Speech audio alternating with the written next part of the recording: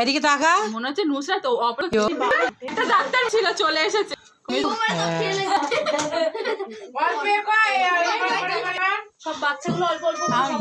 সেই জন্য দেখলাম এই যে জায়ের মেয়ে আজকে হ্যাপি বার্থডে। এই যে আমাদের যা, এটা আমার ভাগ্নি ফুলটা ভাগ্নি আমার। এই দেখো এটা কে রে?